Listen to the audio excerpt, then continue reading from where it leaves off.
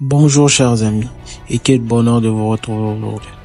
L'histoire que je vais vous raconter aujourd'hui est sans équivoque l'un des plus importants de l'histoire de l'opposition congolaise. C'est l'histoire d'un personnage aussi flamboyante que polarisante, un figure mythique de l'opposition et de la politique en général de notre pays. Toute sa vie, il a défié les puissances dictatoriales jusqu'à devenir l'ennemi public numéro 1. C'est une histoire aussi choquante que fascinante, aussi surprenante que véridique.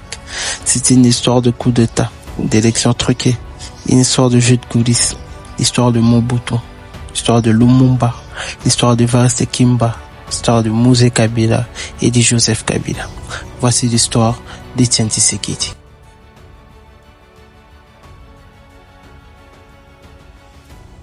Nous sommes en 1960.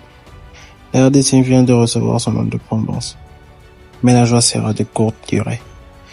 Quelques mois plus tard, un jeune colonel, à la personne de Mobutu, décide de mener un coup d'État.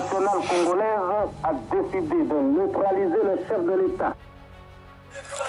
Lumumba sera arrêté et assassiné. Mobutu aura la responsabilité de créer un gouvernement provisoire. C'est là que Tshisekedi commencera sa carrière politique. Il sera nommé comme commissaire adjoint de la justice aux côtés de Marcel Yaou en 1960. En 1966, Tshisekedi va prévenir le soulèvement de certaines personnes politiques qui se sont armées pour essayer de prendre le pouvoir par la force. Il s'agirait notamment de Evariste Kimba et 5 autres personnalités politiques. Ils seront jugés et condamnés à mort. Le lendemain, après avoir reçu leur sentence, ils seront pendus sur la place publique. Et ce sont eux le martyr de la Pentecôte. Et au fil des ans, Tshisekedi s'affirme comme l'un des piliers du régime dictatorial qui sévit dans l'ex-Congo belge.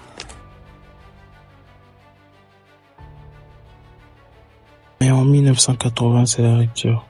Étienne Tshisekedi dénonce les dérives du pouvoir de Kinshasa. Il prend part à la fondation de l'UDPS en 1982. Son engagement dans l'opposition lui vaut d'être plusieurs fois arrêté. Il n'a jamais toléré la contradiction. Ça fait qu'il a toujours frappé avec violence tout ce qui allait à l'encontre de la volonté du dictateur. En 1996, le régime Mobutu se meurt. Le maréchal président, malade, affaibli, n'exerce plus le pouvoir.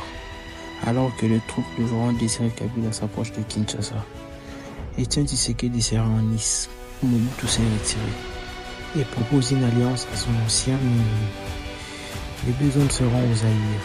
Étienne Tshisekedi devient le premier ministre de Mobutu pour 7 jours, et Laurent Désiré Kabila prend le pouvoir.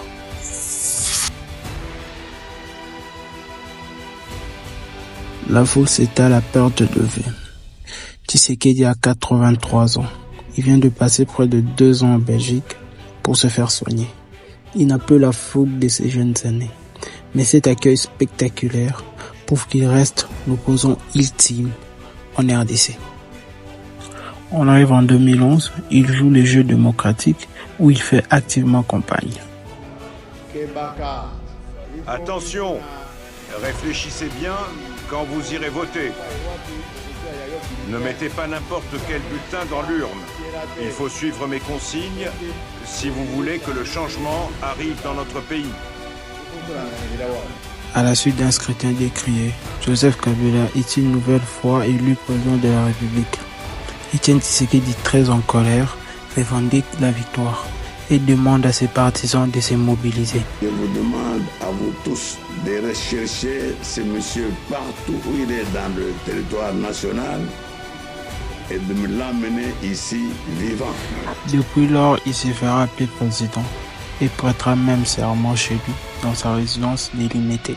Du Congo, je jure solennellement. Mais déjà la maladie le guette et bientôt ce sera l'exil en Belgique pour raisons médicales.